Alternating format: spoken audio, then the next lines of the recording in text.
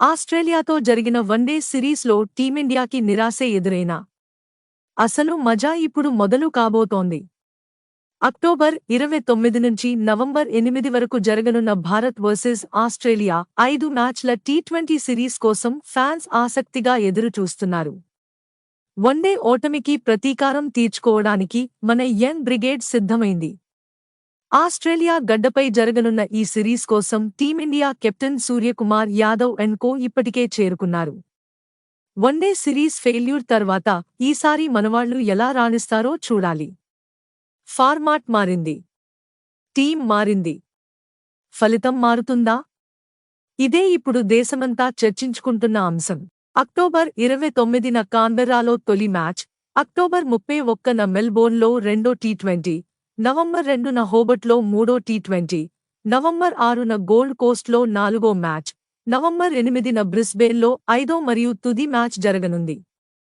అన్ని మ్యాచ్లు భారత కాలమానం ప్రకారం మధ్యాహ్నం 1:45 ప్రారంభమవుతాయి. ఈ సిరీస్లో కెప్టెన్గా సూర్యకుమార్ యాదవ్, వైస్ కెప్టెన్గా శుభ్మన్ గిల్ బాధ్యతలు చేపట్టారు. ఈ జట్టులో ఎక్కువగా యువ ఆటగాళ్లకే అవకాశం దక్కింది. గిల్ వన్డే సిరీస్లో ఆశించిన స్థాయిలో రాణించలేకపోయాడు. కానీ ఇప్పుడు ఓపెనర్గా, వైస్ కెప్టెన్గా అతను ఫామ్లోకి రావడం టీంకి ఎంతో అవసరం. గిల్తో కలిసి ఓపెనింగ్కి రాబోతున్నాడు ప్రస్తుతం అద్భుత ఫామ్లో ఉన్న T20 number 1 ranker Abhishek Sharma. ఈ జంట ఇన్నింగ్స్కి మెరుపు ఆరంభం ఇవ్వగలదనే నమ్మకం టీంకి ఉంది. మిడిల్ ఆర్డర్లో తిలక్ వర్మ, కెప్టెన్ సూర్యకుమార్ యాదవ్ మరియు వికెట్ కీపర్ సంజు శాంసన్ కీలక పాత్ర పోషించనున్నారు.